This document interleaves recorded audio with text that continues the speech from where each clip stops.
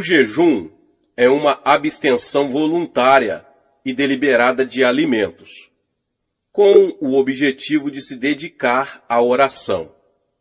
De um modo geral, no jejum, nos abstemos apenas dos alimentos sólidos, mas em algumas ocasiões nos abstemos de água também, por curto período de tempo.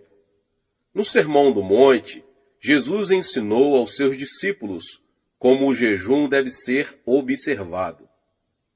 E nesse ensinamento, ele inclui também instruções sobre a finalidade do jejum.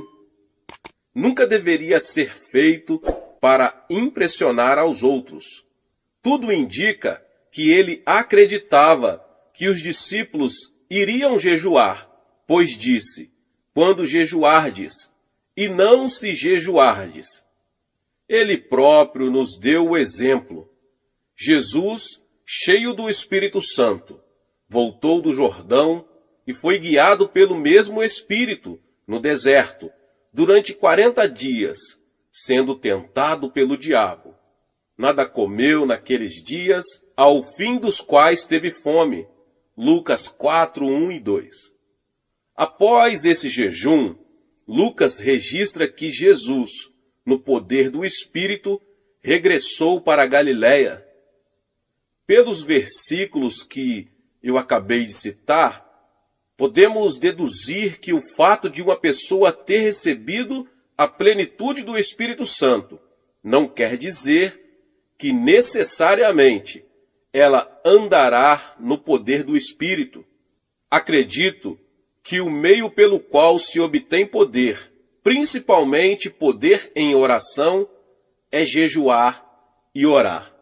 O ministério de Paulo também começou com jejum e oração. Ele testificou para a igreja de Corinto, que comprovava seu ministério por sua disciplina espiritual, nas vigílias, nos jejuns. 2 Coríntios 6, 5.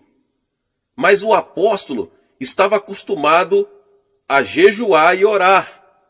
Vigílias significa noites de oração. A igreja primitiva jejuava e orava em cultos públicos com o objetivo de saber a vontade de Deus. Lemos em Atos 13 como o Espírito Santo pôde dar orientações claras à igreja.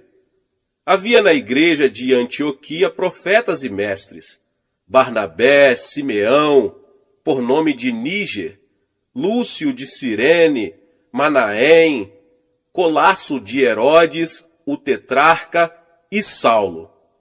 E servindo eles ao Senhor e jejuando, disse o Espírito Santo: separai-me agora Barnabé e Saulo para a obra a que os tenho chamado. Então, jejuando e orando, os despediram, e aqueles dois apóstolos, Barnabé e Paulo, fundaram novas igrejas, ensinaram aos crentes a mesma prática de jejuar e orar, que haviam aprendido em Antioquia.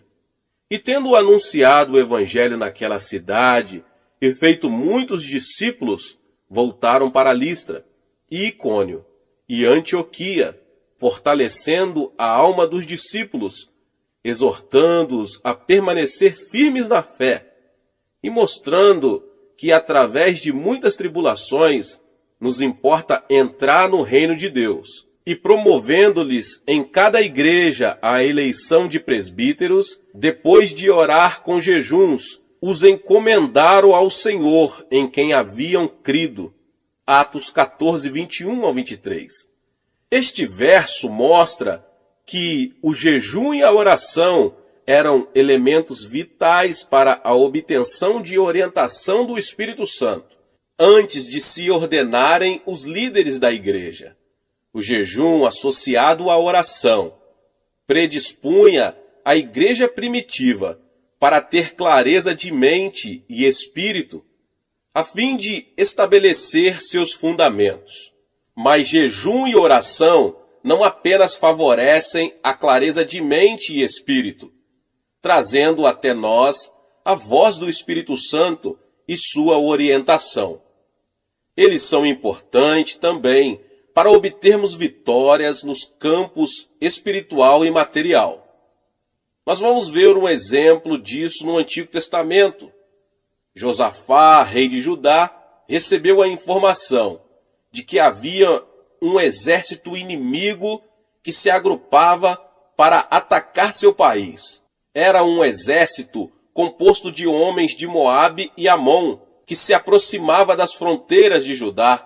Nós que moramos na Coreia do Sul, sabemos o que é ver um exército entrincheirado junto à nossa fronteira.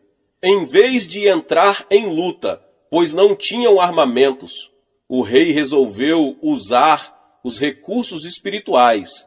Proclamou um jejum nacional. E todo o povo se reuniu, homens e mulheres, meninos e meninas, e jejuaram e buscaram ao Senhor, pedindo sua intervenção. E o resultado disso foi que Deus conquistou uma gloriosa vitória. O Senhor orientou o rei, mostrando-lhe como deveria lutar contra o inimigo. Tenho certeza de que nunca houve uma batalha como aquela. Josafá designou alguns homens para louvarem o Senhor diante do exército. Quando o inimigo viu aquilo, houve uma grande confusão em seu acampamento. Os homens puseram-se a lutar uns contra os outros. E os israelitas, depois, levaram 3 dias recolhendo os despojos da batalha, já que Deus lhes dera vitória, sem que precisassem recorrer aos armamentos. Isso está em 2 Crônicas 20. Quando começamos a jejuar, temos que assumir a atitude mental correta. Não podemos ver o jejum como uma autopunição, apesar de que, a princípio, nosso corpo possa reclamar. O jejum deve ser encarado como uma maravilhosa oportunidade de nos aproximarmos mais de nosso Senhor e mantermos íntima comunhão com Ele, sem a preocupação de nos alimentarmos. Devemos ver o jejum também como um meio pelo qual nossa oração se torna mais objetiva. Isso fará com que Deus nos ouça e nos abençoe. Quando encaramos o jejum dessa maneira, ele se torna mais fácil. Geralmente, oriento os crentes a começarem com um jejum de 3 dias. Depois que se acostumam a um jejum de 3 dias, eles são capazes de jejuar por um período de 7 dias. Daí, passam para jejuns de 10 dias. Alguns já chegaram a jejuar 40 dias, mas não incentivamos isso com frequência. Através do jejum e oração, o crente se torna mais sensível espiritualmente em relação a Deus e passa a ter mais poder para combater as forças de Satanás. Como é que isso funciona? O desejo pelo alimento é um fator básico em todas as criaturas vivas. É uma das maiores forças motivadoras que atuam em nosso corpo, mesmo antes de nascermos. As criancinhas já nascem com um instinto natural de buscarem o seio materno. Se pudermos associar esse intenso desejo natural a um anseio espiritual de mantermos comunhão com nossa fonte espiritual, o resultado é uma intensidade maior. Esse é o objetivo da oração e jejum. Somando nosso desejo espiritual ao natural, podemos fazer com que a preeminência de nossa oração chegue ao trono de Deus com tanta intensidade que Ele nos ouvirá e atenderá. O anseio espiritual é um fator básico da oração. Agrada-te do Senhor, e Ele satisfará os desejos do teu coração. Salmos 37:4. Por isso vos digo que tudo quanto em oração pedirdes, crede que recebestes, e será assim convosco. Marcos 11:24. Portanto, quanto mais forte for nosso anseio em relação a um pedido, mais eficiente será a nossa oração. Na minha experiência pessoal, não percebo nenhuma mudança significativa no organismo no primeiro dia de jejum. No segundo, porém, a fome aumenta bastante. No terceiro e quarto dias, o organismo já começa a exigir alimento. E aí começamos a sentir todos os efeitos físicos da abstinência. Após o quinto e o sexto dia, o organismo já se ajusta à nova circunstância e nos sentimos melhor. O que acontece é que o corpo passa a queimar as reservas de gordura que possui. Após o sétimo dia, a fome desaparece, embora o corpo já esteja bem mais fraco. Contudo, obtemos uma clareza de mente e uma liberdade em oração bastante incomum. Quando jejuamos, Deus vê nossa sinceridade em nos humilharmos voluntariamente e atende a ela.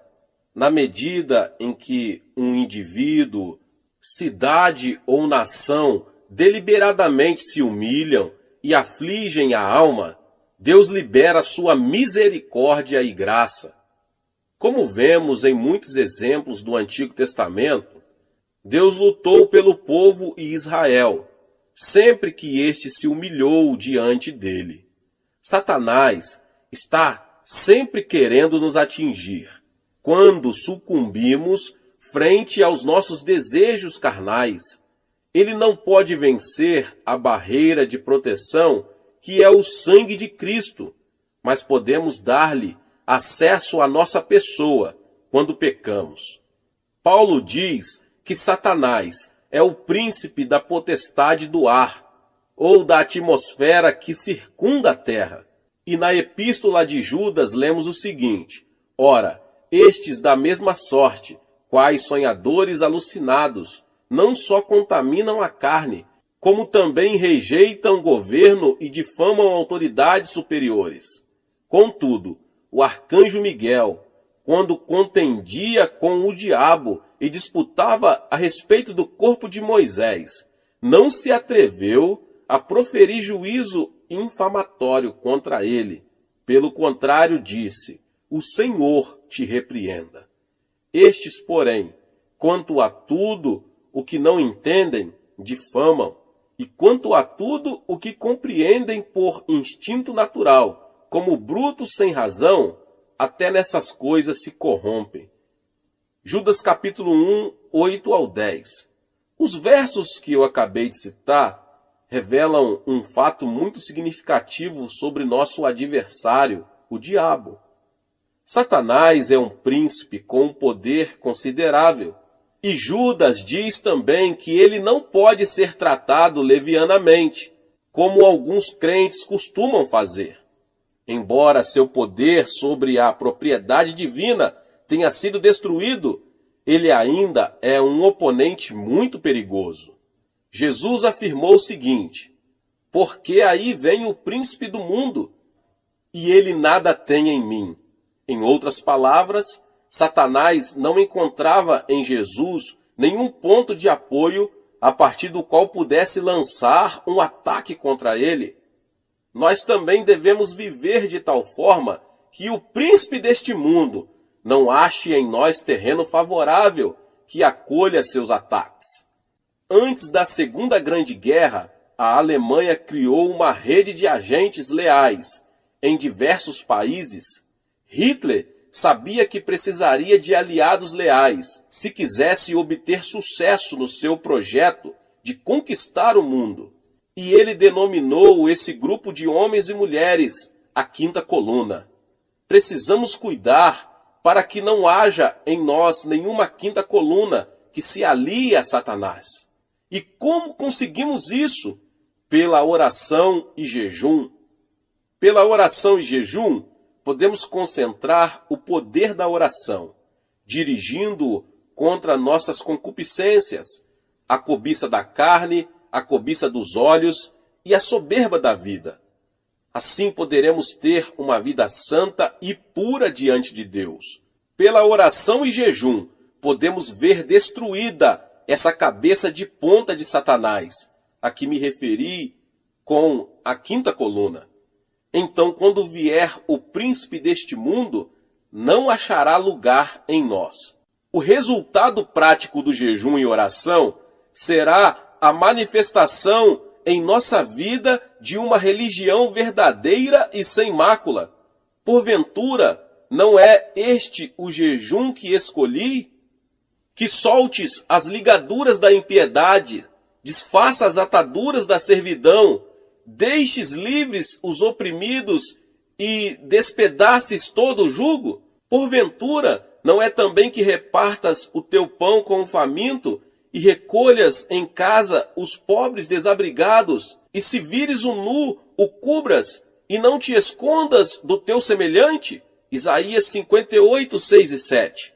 O jejum pode romper as ligaduras da impiedade, libertar os oprimidos e produzir completa e total libertação. Temos aí a ordem de despedaçar todo o jugo. Quando vemos outros sob pesado jugo, ou nós mesmos nos sentimos subjugados, podemos desfazer o jugo com jejuns e orações, quer sejam problemas de saúde, de relacionamento na família ou nos negócios, eles podem ser removidos. Como eu já ensinei, já preguei, o Monte da Oração é um local dedicado ao jejum e à oração. Não tem por objetivo sanar os problemas apenas dos que ali se encontram. Ali intercedemos também por milhares de pessoas que escrevem para nossos escritórios em Nova York. Depois que os pedidos de oração que nos chegam diariamente saem da minha mesa e são apresentados para oração em nossa igreja, são enviados ao Monte da Oração. Cada intercessor recebe um pedido que a essa altura já foi trazido para o coreano. E essa pessoa ora e jejua até sentir em seu coração o testemunho do Senhor de que ele já ouviu e a resposta já está sendo enviada. Jejuando, nossos intercessores se tornam sensivelmente mais conscientes da importância do pedido. Assim, eles podem visualizar o problema pelo qual oram, bem como a resposta. Recebemos muitos testemunhos a respeito de orações atendidas, e são tantos que eu falaria por muito tempo, por muitas horas, vários e vários testemunhos. O fato é que já aprendemos que Deus atende às petições acompanhadas de jejum. De todas as partes do mundo chegam pessoas para jejuar e orar aqui no Monte da Oração em busca de um milagre, aqui em minha igreja na Coreia. Alguns anos atrás, veio aqui uma pessoa que sofrera uma paralisia infantil.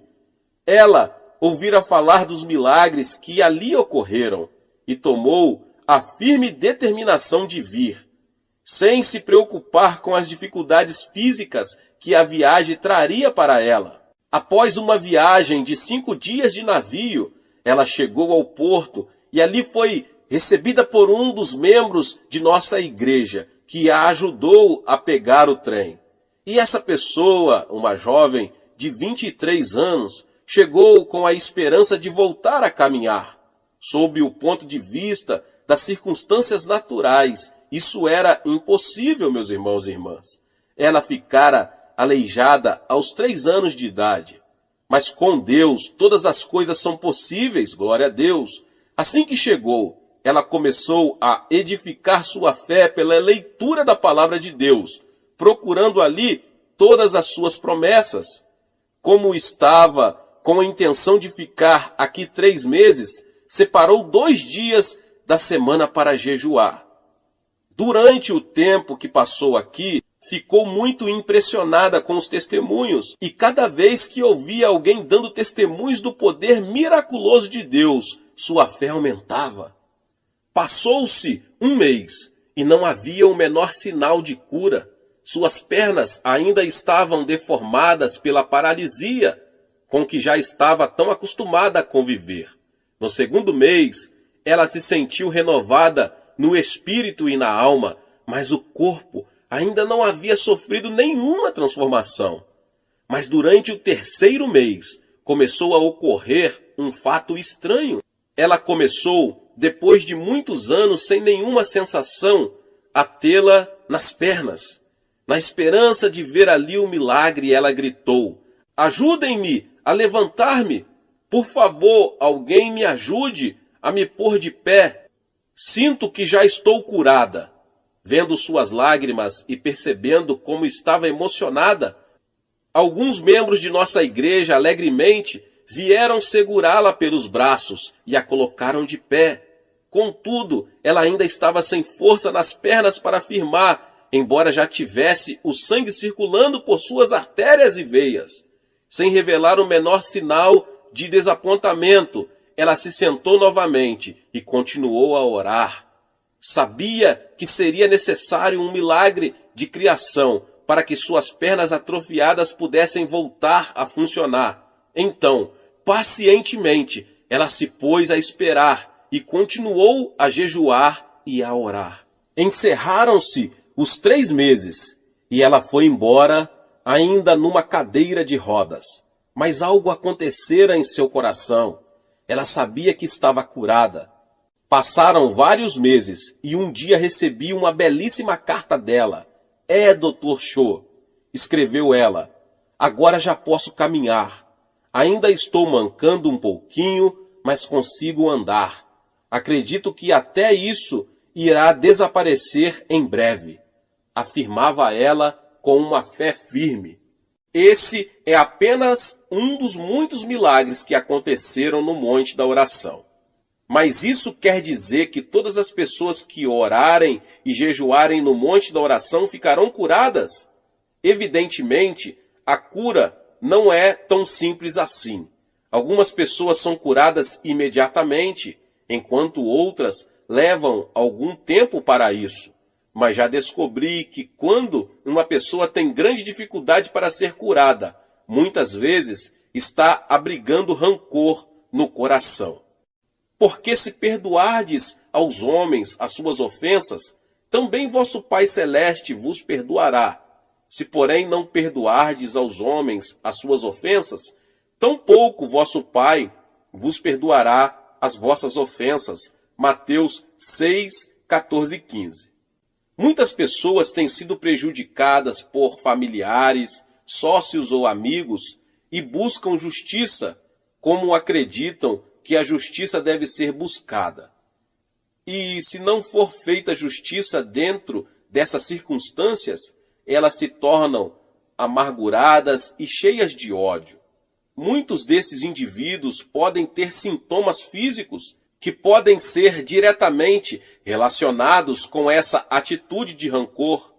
Eles criam uma raiz de amargura que produz toxinas que passam ao seu organismo e assim começam a sofrer distúrbios mentais e físicos.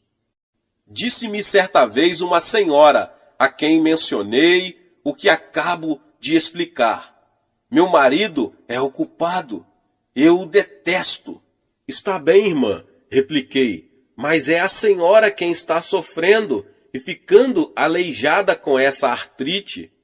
Quando somos prejudicados de uma forma ou de outra, temos que perdoar. Mesmo que nosso ofensor não nos peça perdão, precisamos perdoar-lhe. Jesus é o exemplo perfeito desse fato.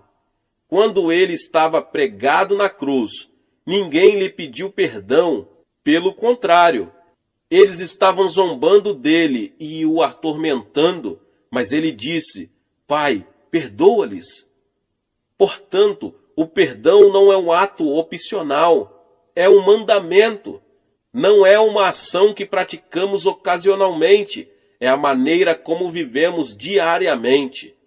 Quando perdoamos a uma pessoa que nos causou algum mal, estamos permitindo que o Espírito Santo coloque convicção de erro naquele que nos prejudicou. Nada escapa aos olhos de nosso Pai Celeste. Ele conhece todas as intenções, as motivações do coração. O Espírito Santo pode convencer de pecado, da justiça e do juízo. Bem, voltamos à história que eu acabei de dizer sobre a senhora. Aquela senhora que estava em meu gabinete era casada havia vários anos. O marido a abandonara e vivia com outra mulher. E essa irmã estava passando por sérias dificuldades, pois tivera que assumir o sustento dos filhos. Agora estava ali querendo cura para a sua paralisia. O Espírito Santo orientou-me para que lhe perguntasse: a senhora já perdoou o seu marido? Não, não posso. Eu o detesto, respondeu chorando, sem conseguir controlar as lágrimas. Mas a senhora tem de perdoar-lhe, continuei. Assim seu coração ficará livre dessa amargura que está impedindo que seja curada, e liberará o Espírito Santo para que opere na vida dele. Instantes depois, ela resolveu perdoar-lhe e voltar ao monte da oração para jejuar e orar. No domingo seguinte, após um de nossos cultos, ouvi alguém bater à minha porta. Convidei a pessoa para entrar e vi um homem de aparência muito séria, acompanhado de uma senhora. Pastor, disse ela, este é meu marido, por quem temos estado orando. A mulher mal conseguia conter as lágrimas ao virar-se para ele e dizer: conte ao pastor o que aconteceu. Pastor Chu, disse ele, será que Deus poderá perdoar-me? Sou um grande pecador. Em seguida, ele narrou o que se passara. Há uma semana comecei a ter uma profunda sensação de culpa quando estava em casa com outra mulher. Não conseguia suportar a pressão interior que sentia. De repente, comecei a pensar na minha esposa e filhos que abandonara, e não conseguindo me livrar do senso de culpa que sentia. Quando chegou o domingo, resolvi vir à igreja com a esperança de receber perdão e me sentir melhor. Ali, então, vi minha esposa sentada do outro lado do salão. Naquele momento, resolvi pedir perdão a ela e a Deus. Será que Deus poderá perdoar-me? Claro, Ele pode perdoar-lhe, respondi. Em seguida, orientei-o para fazer uma oração, e ele aceitou a Jesus como seu Senhor e Salvador.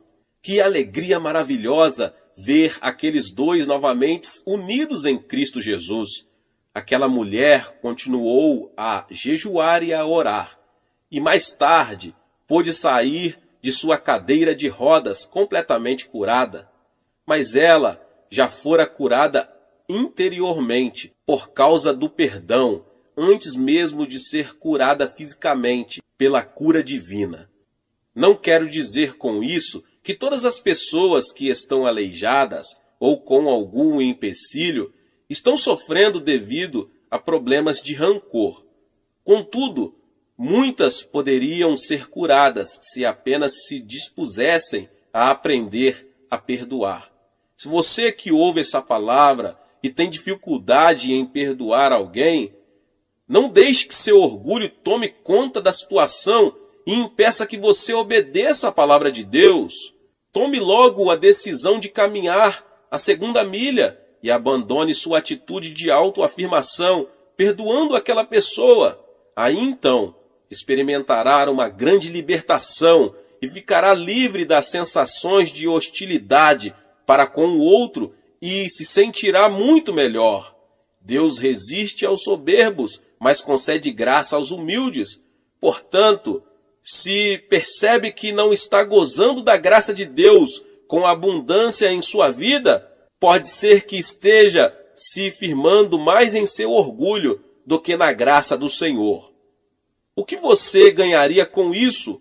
Apenas amargura, ressentimento e talvez enfermidade. A palavra de Deus diz em Tiago 5, 15, 16, e a oração da fé salvará o enfermo, e o Senhor o levantará. E se houver cometido pecados, ser-lhe-ão perdoados.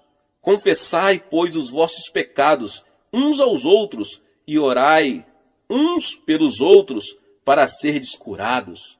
Hoje em dia, os psicólogos, médicos e psiquiatras afirmam que a atitude mental de seus pacientes tem um peso muito grande na cura deles.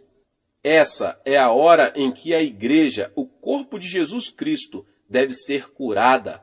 A atitude de Deus está explícita na terceira carta de João. Amado, acima de tudo faço votos por sua prosperidade e saúde, assim como é próspera a sua alma. O segredo para obter prosperidade espiritual e material está relacionado com a prosperidade da alma, obtida pelo perdão. Assim vemos que o jejum e a oração, somados a um espírito de perdão, resultarão em melhores condições de saúde para a igreja. Desse modo, esse veículo que Deus escolheu para trazer o avivamento ao mundo se tornará um instrumento útil e saudável nas mãos do Espírito Santo. Neste final do século XX, nós nos encontramos diante de um grande desafio e também de uma grande oportunidade. O de que precisamos é pessoas mais consagradas, mais dispostas a perdoar, sacrificar-se, a obedecer a Deus e a comprometer-se profundamente com Deus. Já me coloquei à disposição do Espírito Santo para fazer o que estiver ao meu alcance, no sentido de ser um instrumento para vermos um avivamento e o crescimento da igreja na terra. Você quer se colocar ao meu lado e assumir essa posição em Cristo Jesus? Glória a Deus! Aleluia! Você será tremendamente abençoado, e todos os que tiverem ao seu redor, sua cidade, sua igreja, sua família, serão também tremendamente abençoados pela sua decisão de buscar o Senhor. Aleluia. Deus abençoe sua vida. Glória a Deus. Se você chegou aqui pela primeira vez e ainda não é inscrito no canal, se inscreva no canal, ative o sininho das notificações para você não perder todos os vídeos que são postados aqui no canal. Deixe também o seu like e não esqueça de compartilhar com mais pessoas esta palavra. Nos vemos nos próximos vídeos. Amém. Tornar-se cristão é algo mais que unir-se a uma igreja cristã. É muito mais do que simplesmente frequentar a igreja e receber o batismo em água. Ensina-nos a Bíblia que tornar-se cristão significa somente receber a vida eterna. Muitas pessoas têm um conceito errado a respeito do significado da vida eterna. Imaginam que vida eterna significa que vão viver por toda a eternidade no céu. Na verdade, a alma não morre, pelo que até o pecador viverá por toda a eternidade no inferno. Portanto, veja bem, aceitar a Jesus Cristo não significa apenas viver na eternidade. A palavra grega para a vida eterna é zoeaionion, que significa o tipo de vida de Deus. Você e eu temos a vida humana, que foi amaldiçoada por Deus com a pena de morte. Mas quando fomos a Cristo, nossos pecados foram perdoados, fomos purificados e o Espírito Santo veio morar em nós, trazendo às nossas almas a vida de Deus. Jesus Cristo é a vida de Deus. Quando ele vem à sua alma, você passa a ter a vida eterna, a vida de Deus. Muitos pensam que os verdadeiros cristãos não são diferentes dos pecadores, mas há uma tremenda diferença. Os crentes são tão diferentes dos incrédulos, como o céu é diferente da terra, porque os verdadeiros cristãos têm a vida de Deus em seu coração. Se você tiver a vida de Deus em você, irá para o céu e viverá ao lado de Deus, pois a vida de Deus estará vivendo em você a partir de agora mesmo, a partir do momento em que você aceitar a seu Filho como seu Salvador. Disse Jesus Cristo que se alguém tem a vida de Deus em si, 5 sinais se seguirão em sua vida. antes de subir aos céus, deixando a terra, o Senhor fez uma tremenda promessa aos seus seguidores. E estes sinais hão de seguir os que creem. Em meu nome expulsarão demônios, falarão novas línguas, pegarão em serpentes, e quando beberem alguma coisa mortífera, não lhes fará dano algum. Imporão as mãos sobre os enfermos e os curarão. Depois de o Senhor lhes ter falado, foi recebido no céu e assentou-se à destra de Deus. Então os discípulos partiram e pregaram por toda parte, cooperando com eles o Senhor e confirmando a sua palavra por meio de sinais que a acompanhavam. Disse também Jesus que os céus e a terra haviam de passar, mas suas palavras permaneceriam. A palavra de Cristo deve permanecer, e ele a confirma com sinais que a acompanham. Leio na Bíblia que Jesus Cristo é o mesmo ontem, hoje e eternamente. Seu ministério nunca mudou. Ele está conosco hoje e devemos ver estes 5 sinais acompanhando o nosso ministério. Somente a incredulidade dos cristãos os impedem de fazer esses sinais. Mas se cremos, todos esses sinais nos acompanharão. O primeiro sinal é que expulsaremos os demônios pelo nome de Jesus. Em nossos dias, as pessoas nos perguntam: onde estão os demônios? Diz-nos a Bíblia que no começo de nossa história, o diabo se aproximou-se de Adão e Eva e os enganou. Enquanto Jesus esteve neste mundo, foi tentado por Satanás. Depois de jejuar durante 40 dias e 40 noites, quando ele se dirigiu à sinagoga para pregar, e por onde quer que ele fosse, Satanás o desafiava. E por onde quer que Cristo fosse, ele expulsava demônios. Em certa ocasião, ele disse a Pedro: "Para trás de mim, Satanás." Mais tarde, o diabo haveria de entrar no coração de Judas Iscariotes e nele plantar a ideia de trair a Cristo. As pessoas de mentalidade mundana não entendem as coisas espirituais, mas quando somos iluminados pela vida de Jesus, ficamos sabendo que existe um inimigo chamado diabo. Nesses últimos dias, a obra do diabo está aumentando, mas Cristo nos concedeu esta promessa, segundo a qual podemos expulsar demônios em seu nome.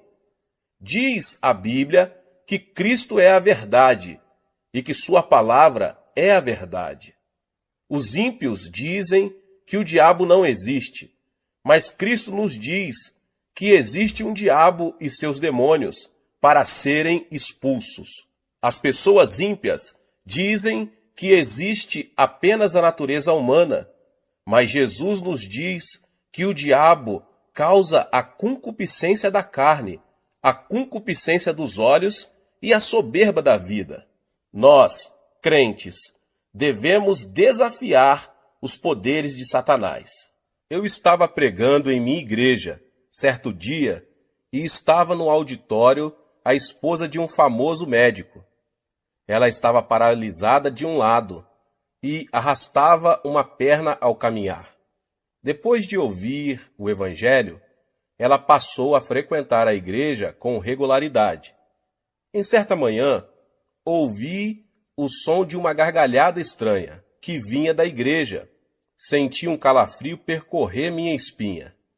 Quando me dirigi ao local, vi aquela mulher rindo e zombando. Tão logo me dirigi a ela e coloquei minha mão em sua cabeça. Ela se pôs a amaldiçoar-me. Fiquei chocado, porque essa senhora era de educação refinada, formada em farmacologia, educada numa universidade de Tóquio. Eu não podia crer que ela estava proferindo aquelas palavras tão vis. Quando comecei a orar por ela, uma voz estranha começou a sair de sua boca. A voz me dizia que eles não iam sair dela. Então eu perguntei: quem é você? Os demônios começaram a falar. Temos vivido nela há mais de 10 anos. Muitas pessoas têm tentado expulsar-nos, mas não sairemos. E você não vai conseguir expulsar-nos. Foi quando constatei que aquela mulher estava possuída de demônios, pelo que, no nome de Jesus, insisti em expulsar esses demônios. Mas eles continuaram a desafiar-me e lutamos por mais de 8 horas. Em nome de Jesus Cristo, ordenei aos demônios que saíssem, mas eles continuaram a protestar, dizendo que de modo algum sairiam. Eu não havia tomado o desjejum pela manhã, nem havia almoçado, de modo que às 17 horas eu estava tão cansado que quase não conseguia falar, mas prossegui clamando: Diabo, vá embora em nome de Jesus Cristo. A mulher também estava cansada, mas o diabo continuava dizendo: Não, eu não vou sair. De minha parte, eu só não estava cansado, mas com muito medo, porque o marido dela era um famoso médico que trabalhava no Hospital da Cruz Vermelha em Seul. Não era cristão, e se me visse naquela situação, ele me processaria judicialmente. Em meu desespero, pus-me a clamar pelo nome de Jesus Cristo com maior fervor. O poder do Espírito Santo desceu sobre mim, e logo eu me vi cheio do Espírito, e me senti tão leve, como se eu estivesse esticado, bem na ponta dos dedos do pé. E novamente, com uma tremenda unção, ordenei ao diabo que saísse. De súbito, a mulher teve como uma convulsão e pôs-se a gritar. A seguir, desmaiou e ficou como morta. As pessoas ao meu redor começaram a dizer que ela estava morta. Mas quando eu a tomei pela mão e a levantei em nome de Jesus Cristo, ela se pôs de pé completamente curada de sua paralisia. Ela começou a pular e a louvar a Deus, e estando ocupada em demonstrar seu regozijo, o marido chegou. Ao ver a esposa curada, o homem se ajoelhou ali mesmo e entregou seu coração ao Senhor Jesus. Eu estive também dirigindo outra vez uma série de reuniões evangelísticas na Inglaterra. As reuniões eram feitas num teatro. As pessoas estavam endurecidas. Eu lhes pedia que gritassem aleluia, mas ninguém me atendia. Só faziam sentar-se e ficar olhando para mim, com cara de quem não estava gostando do meu sermão. De minha parte, continuei a pregar a palavra de Deus. No final do culto, quando pedi às pessoas doentes que viessem à frente para a oração, só uma garota veio. Era magérrima e sentia dores terríveis no estômago. Tão logo, ela chegou na frente, começou a chorar. Disse ela: Pastor, não posso comer nada. Tenho terríveis úlceras estomacais e já visitei inúmeros médicos e não fiquei curada. O Senhor pode orar por mim? Quando coloquei minhas mãos sobre ela, a menina pôs-se a gritar. Ordenei-lhe, em nome de Jesus Cristo, fique curada. Mas nesse instante, repentinamente, ela se pôs a xingar-me. Você aí, coreano de uma figa, volte para casa. Eu não vou sair. Perguntei-lhe então, quem é você? Respondeu-me a voz, eu sou o diabo, e eu vou destruir esta menina. Antes de sair, eu vou matá-la. As pessoas por todo o teatro ouviram essas palavras. A congregação sentiu-se eletrizada. Todos se levantaram. Ordenei então ao diabo, Diabo, em nome do Senhor Jesus, sai dessa mocinha. Ela começou a gritar horrendamente e depois caiu prostrada.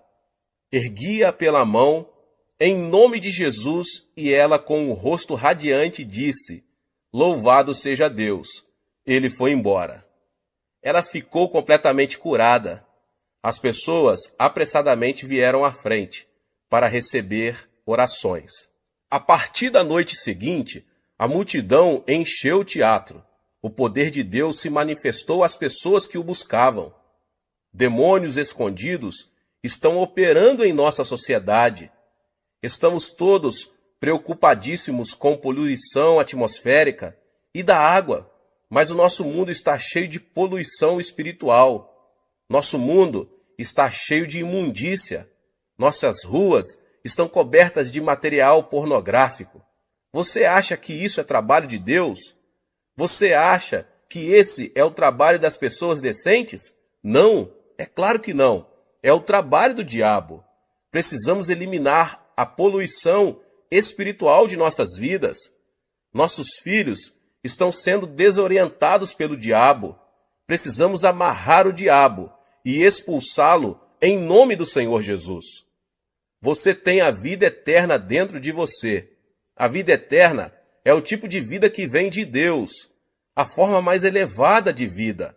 O tipo mais baixo de vida é a do reino mineral. A seguir vem o reino vegetal, depois o reino animal, em seguida o reino da humanidade, depois a ordem angelical e, finalmente, Deus, a fonte de toda a vida.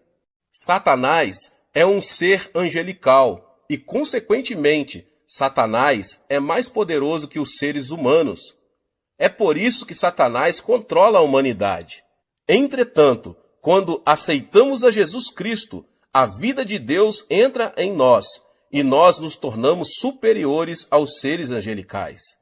É por isso que podemos expulsar demônios. Temos a vida de Deus em nós, o que torna nossa vida mais poderosa do que a vida de Satanás. A lei da natureza diz que quando o maior chuta o menor, este deve fugir imediatamente.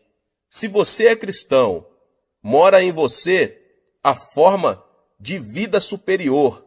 A nova vida em você é superior à vida de Satanás. Portanto, quando você ordena a Satanás que saia em nome de Jesus Cristo, ele não tem outra alternativa senão obedecer e sair. Você não é mais um ser fraco. Você não é mais um desamparado, pois recebeu o maior poder, o de Deus. A vida eterna habita em ti, e você pode expulsar demônios em nome de Jesus. Ordene ao poder do diabo que se retire de sua casa. Ore pelos seus filhos, para que o poder de Satanás não os controle. Ore para que o poder da influência de Satanás abandone a sociedade da qual você faz parte. Você tem o poder. Cristo nos deu uma tremenda promessa em Lucas 10:19. Eu vos dei autoridade para pisar serpentes e escorpiões, e toda a força do inimigo, e nada vos fará dano algum. Nesta promessa, Cristo nos dá duas palavras maravilhosas. No grego, Cristo está dizendo, dou-vos exousia, que significa autoridade, a saber, autoridade sobre os poderes de Satanás. Autoridade é algo mais forte do que poder. Minha avó faleceu com 83 anos de idade. A velhinha não tinha muito poder. Era muito fraquinha, sem forças, mas quanta autoridade tinha. Sendo jovem, eu tinha muito mais força do que minha avó, mas ela detinha a autoridade. Quando ela dizia, filho, vem cá, eu ia. Se ela dissesse, vai a tal lugar, eu ia. A autoridade é superior ao poder. Disse Cristo, dou-vos exousia, a autoridade, pelo que você consegue prevalecer sobre o dunamis, o poder de Satanás. Utilize a autoridade que Deus lhe concedeu agora mesmo. Quer você se sinta forte, quer se sinta fraco, quer você sinta a unção, quer não, quer você se sinta maravilhoso, quer não, você detém a autoridade para ordenar a Satanás que saia. Satanás tem algum poder, mas a autoridade divina que você recebeu é superior às forças satânicas. Um policial está de pé numa encruzilhada. Ao aproximar-se um caminhão enorme, potentíssimo, muito mais forte do que ele, o policial pode fazer parar o veículo com um simples aceno de mão. Basta ao policial fazer outro aceno de mão e o caminhão vai embora. O caminhão tem potência, mas o policial tem autoridade. Diz a Bíblia que Deus deu autoridade, de modo que, ainda que Satanás tenha poder e se aproxime de você, se você conhece a palavra de Deus, você pode dizer: sai, vai embora daqui. Satanás está destinado pela lei de Deus a obedecê-lo, porque você tem autoridade. Diz a palavra de Deus que você é o vencedor agora. A vida que está em você é mais poderosa que a do diabo. Por isso, não diga que você é mais fraco. Jamais diga que você não consegue expulsar demônios, mas diga que tem tanto poder como autoridade, visto que a Bíblia assim diz: em meu nome expulsareis demônios. Certa vez eu estava no sul da Coreia e fui encontrar-me com um pastor. Eu o vi implorando e clamando em seu escritório. Quando abri a porta, vi uma mulher possuída de demônio, sentada no assoalho, enquanto o pastor implorava, dizendo: por favor, saia, por favor, saia. O diabo estava rindo dele. Disse eu ao pastor: se você apenas fizer cócegas no diabo, ele não vai sair. Devemos tratar o diabo como diabo. Você tem autoridade. Por isso, eu ordenei ao diabo: eu venho a você em nome de Jesus Cristo. Replicou-me o diabo: eu sei que você não tem poder nenhum. Ao que eu lhe retruquei: sim, eu sei que nenhum poder tenho, mas eu tenho autoridade. No nome de Jesus Cristo eu lhe ordeno: saia. Imediatamente o diabo saiu e a mulher se sentiu aliviada. Você tem a vitória. Não tenha medo de Satanás. Nós podemos expulsar o diabo. Este é o primeiro sinal dos que se seguiriam como promessa feita a você. Em segundo lugar, disse Jesus que em seu nome os crentes falariam em novas línguas. Diz a Bíblia que quando os primitivos cristãos receberam o batismo no Espírito Santo, eles falaram em línguas. Quando o pecador se converte, o Espírito Santo vem habitar nele. Mas quando essa pessoa recebe o batismo no Espírito Santo, o Espírito toma conta dele e flui através dele. O Espírito Santo assume o controle de sua língua e ele começa a falar numa língua nova, muito bonita. Eu próprio oro muito em línguas, mas a Bíblia nos ensina mais do que o uso de línguas desconhecidas, visto que quando nós nos tornamos cristãos, recebemos uma nova língua, isto é, uma nova linguagem. Quando estávamos no mundo, falávamos a linguagem mundana, mas quando nós nos tornamos cristãos, passamos a falar de novas coisas. Começamos a falar a nova língua da Bíblia. Trata-se de uma língua celestial vitoriosa. Tiago nos diz em sua carta, inserida na Bíblia, que a língua é um órgão pequeno, mas capaz de controlar todo o corpo. Diz ele que podemos controlar um cavalo com um freio enfiado em sua boca, em que o piloto dirige um enorme navio numa tempestade mediante um leme. Até mesmo uma pequena fagulha pode incendiar uma cidade inteira.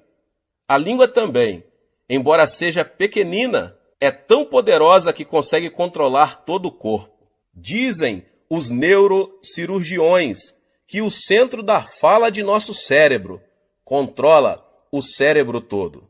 Assim que é o que você fala controla seu corpo todo.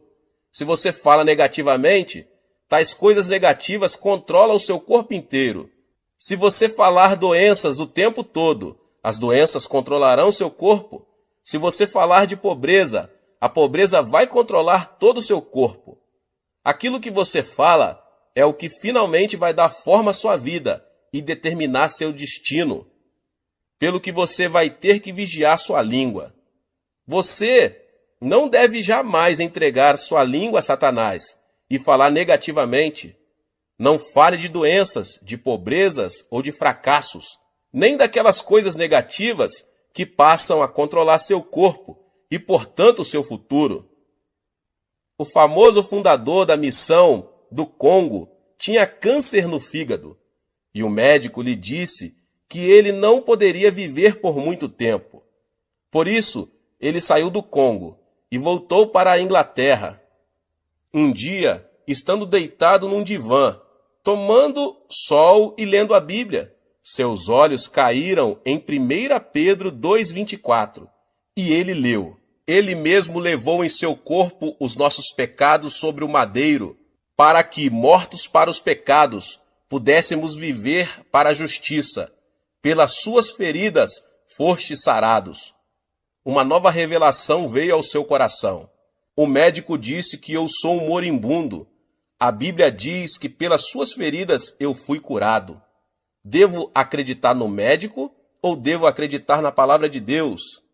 É claro que eu devo acreditar na palavra de Deus. A partir deste momento, ele determinou a falar da forma como a Bíblia fala, e pela fé, ele declarou o seguinte: pelas suas feridas eu fui sarado. A palavra de Deus começou a controlar seu corpo, e esse missionário ficou completamente curado do câncer no fígado. Uma moça estava morrendo de tuberculose.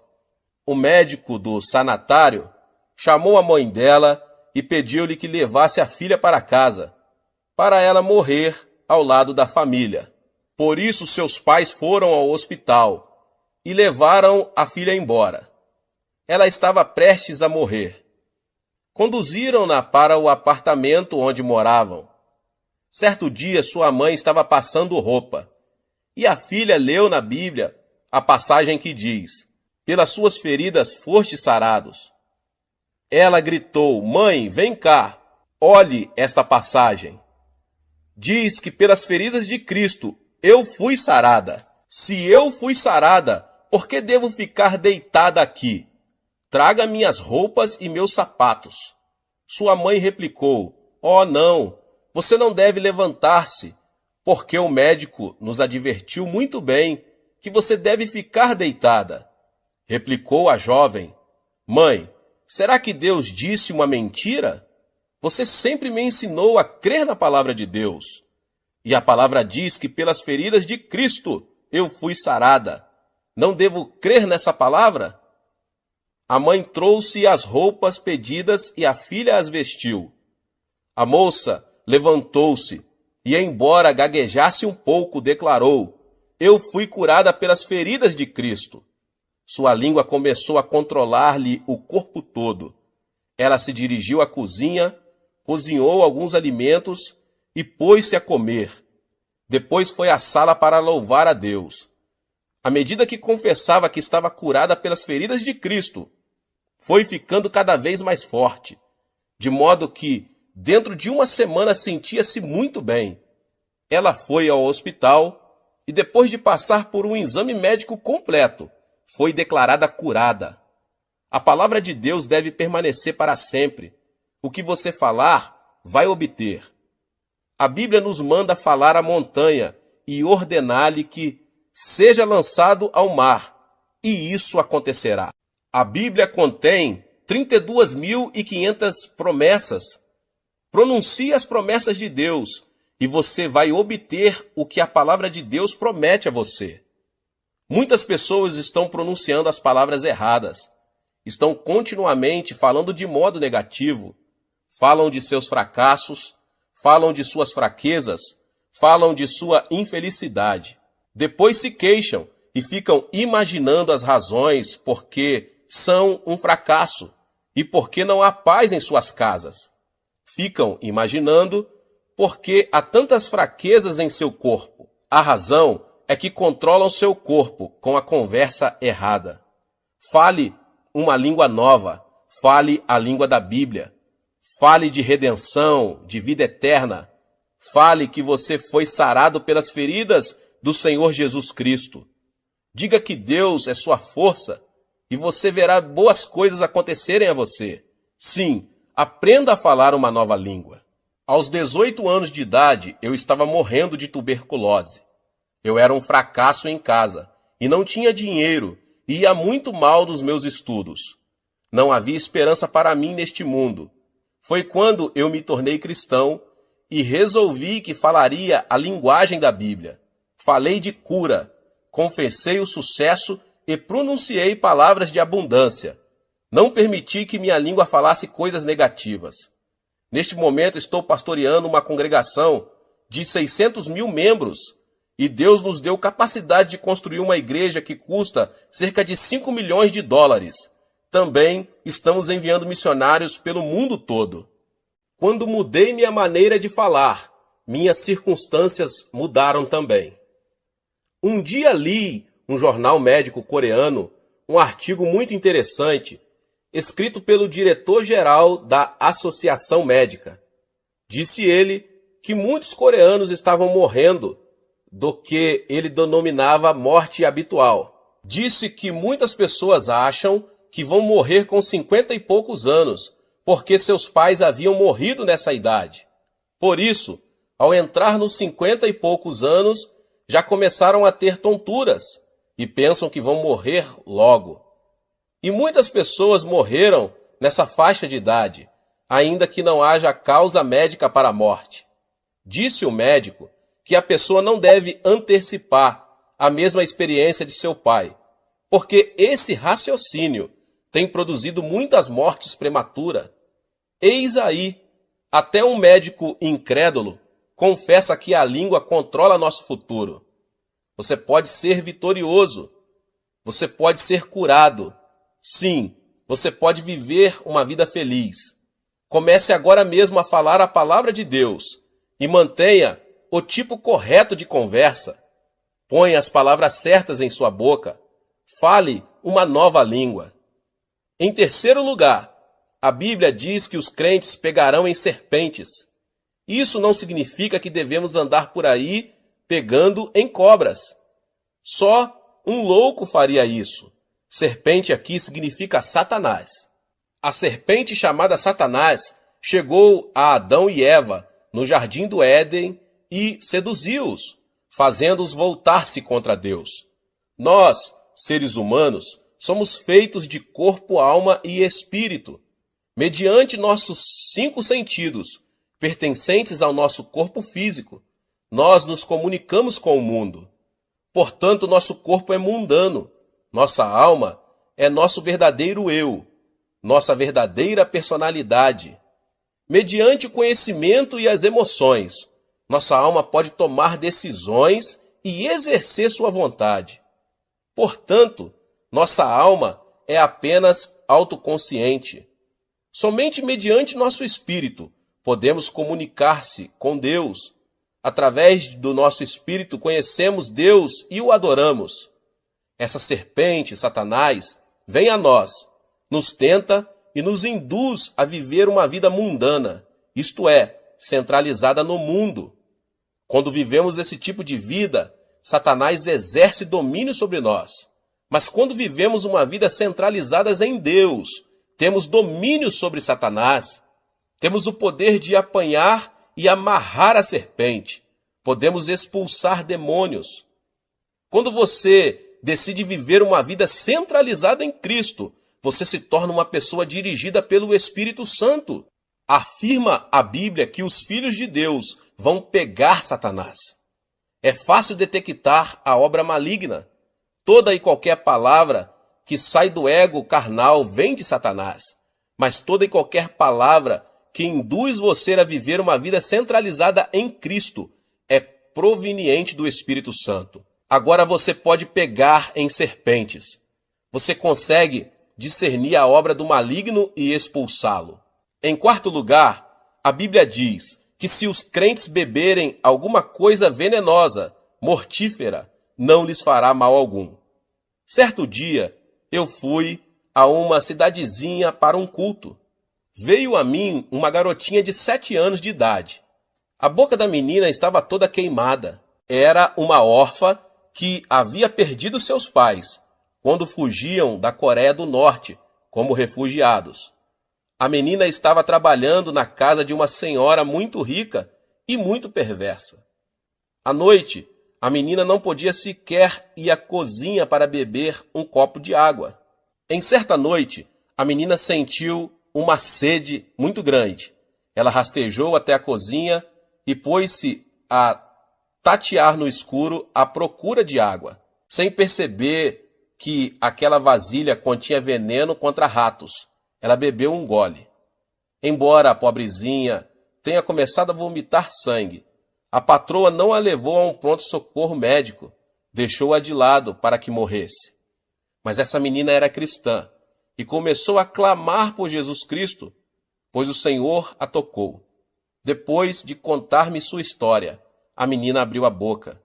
Viu que, embora seus lábios estivessem queimados, nenhum dano havia sido feito em sua garganta.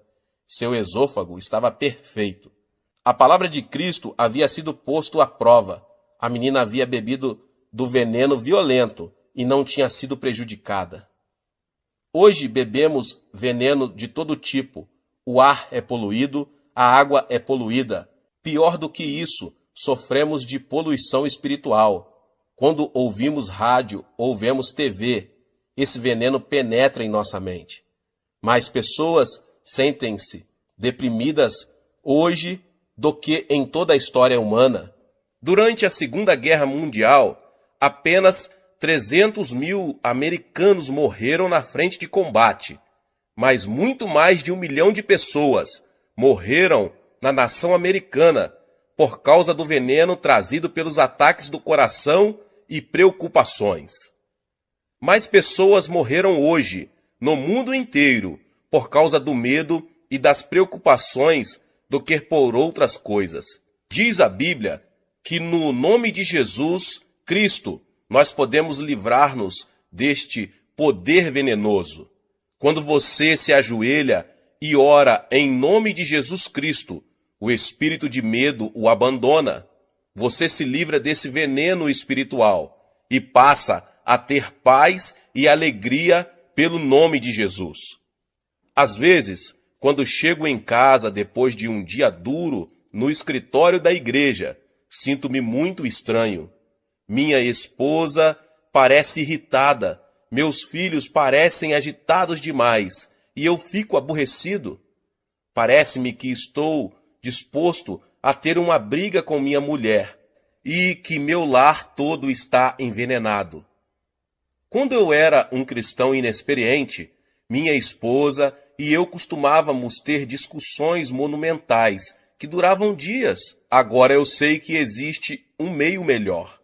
Eu entendo que o envenenamento provém da sociedade, pelo que eu ajoelho imediatamente e expulso o mau espírito que veio para destruir meu lar. Reivindico a vitória em nome de Jesus Cristo e logo sinto o seu imenso poder de cura fluindo por toda a casa. Então, quando olho para minha mulher, ela está sorrindo e eu começo a sorrir também. Apertamo-nos as mãos e nosso lar se torna cheio de paz. De tempos em tempos, você precisa de cura em seu lar. E Deus prometeu que você não sofrerá os efeitos do envenenamento.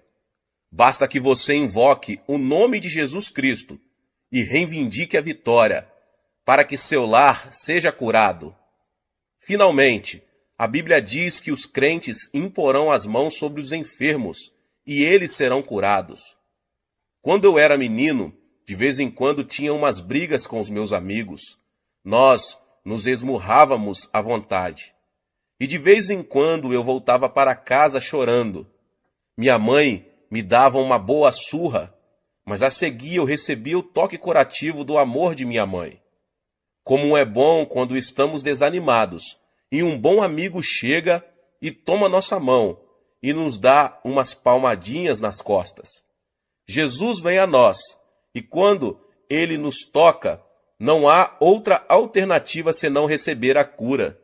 Jesus não tem um corpo físico, mas ele quer usar seus braços, sua boca e suas mãos.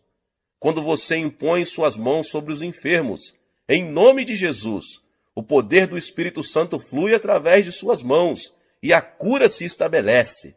Diz a Bíblia que quando você coloca suas mãos nos enfermos, eles serão curados. É a palavra de Deus que o diz. Depois de um ano após nosso casamento, descobri que minha esposa estava terrivelmente doente, com tuberculose.